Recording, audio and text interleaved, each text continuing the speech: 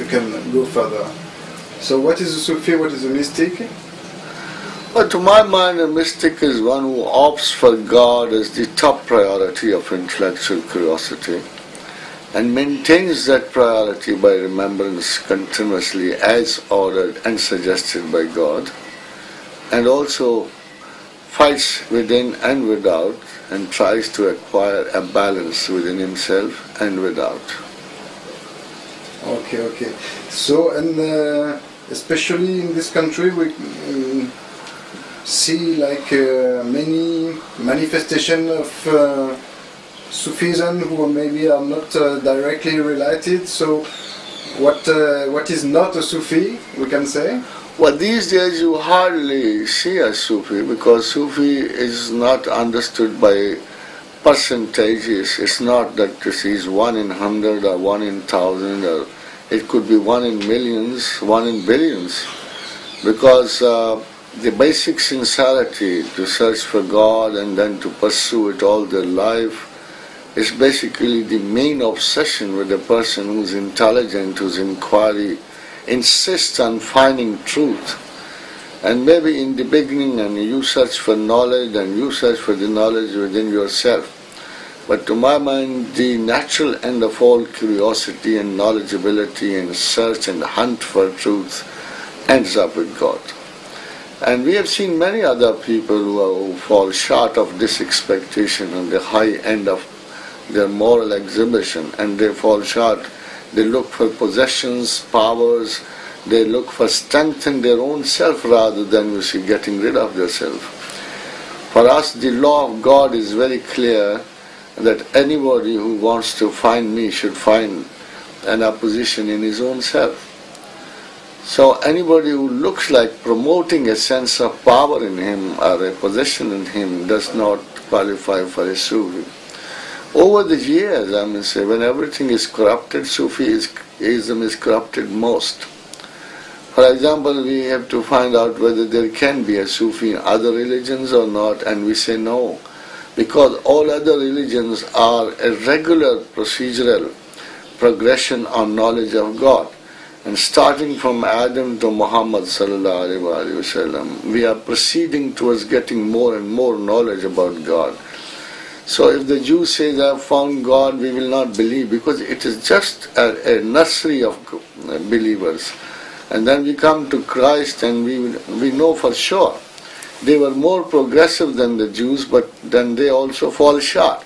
The man has always been maturing in his knowledge, and so the message has also been maturing with the same speed. And with the ages, with prophecy, they have been progressing. Finally, it ended up, the revolutions ended up with Quran. And if anybody who doesn't believe in the Quran and the Prophet of God and the Prophet who brought Quran would not be qualifying for a fuller knowledge of higher idealism or metaphysical entities or God himself. So we say, it's very difficult to find God without Islam. It's not possible.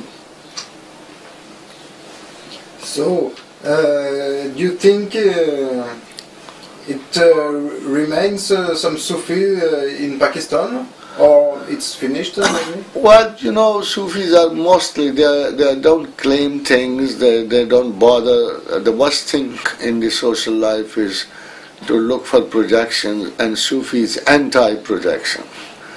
All the qualities which are known for a successful man are reverse qualities for a Sufi. So you will not find him in public. I mean, exhibiting himself, he's not an exhibitionist, he's not a narcissist. He doesn't have those sort of things which qualify him as a successful worldly man. So it's obvious that you will not find Sufi running on the roads or claiming things for himself, or you see exhibiting his exercise or modeling himself into yogas or lamas. You see, this is not Sufism. This is only concentrational arts. Yes. No sound, please. Okay, we can continue. So you were telling me that there is a constant remembering of God within a Sufi. So what kind of particular relationship or attitude has a Sufi with God?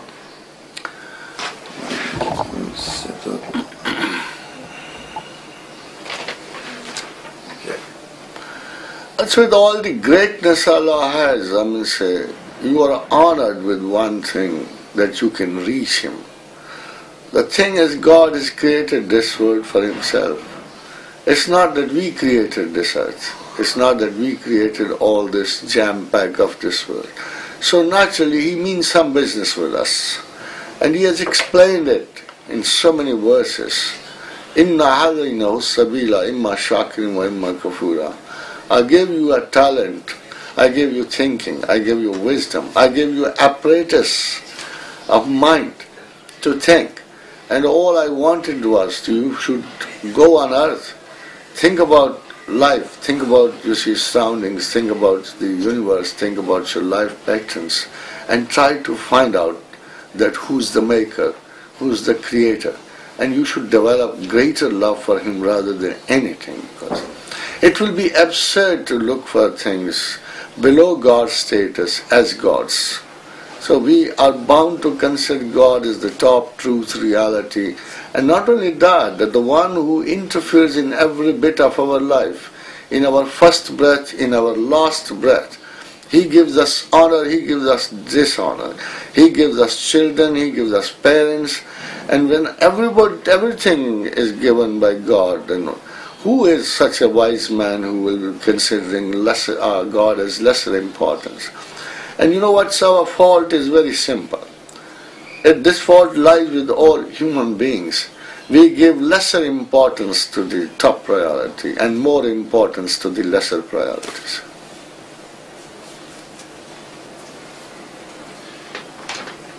Okay, so in this way of, I mean, is this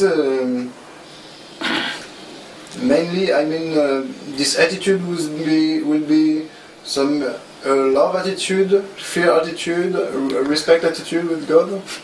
It's basically love, because basically the attitude has been made very clear in the Quran. Do remember me like you remember your parents, your fathers, your kith and kin, your sweethearts and whatever it is. But do it, remember me a little more. And He needs a preference over all His created things. But the first principle lies in mind, not in heart, you see. You have to analyze things. You have to see who's more important for you in the entire life. For a short period, you can have your priorities different. For a student goes to college, university, and you say, education is the top priority. Then you come and you say, now marriage is the top priority. Then you say, job is the main priority. Then after retirement, you say, now the rest and the pension is perhaps the top priority.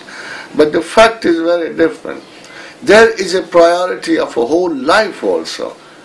It's not partial priority, it's the total priority. When we consider the whole life of a human being and we say, he came here for God and he should know God and he leave this earth with a knowledge of God and with a faith in God. This is what Sufi does right from the very beginning.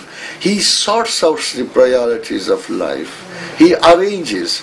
He knows what is more important, what is less important. And he passes through this earth like a, traveler. Maybe things are very beautiful in the way. We are not supposed to reject things. We are not supposed to refuse. We are supposed to create a balance in our desire, whereas the strongest desire is for the truth, for God and for reality, and the lesser desire, when we come back from after finding out the truth in our mind, then we go to the lesser. God doesn't refuse us any love for women, or love for children, or love for family, love for country. He doesn't refuse us any facility. He gave all these facilities. Life is a protocol made for human beings to arrange all those facilities, to make it possible. He made it possible for man to be comfortable on earth and to look for Him and to search for Him to refuse him, to deny him, to accept him is the main project of the human life on earth. Okay. Say of the Sufi path.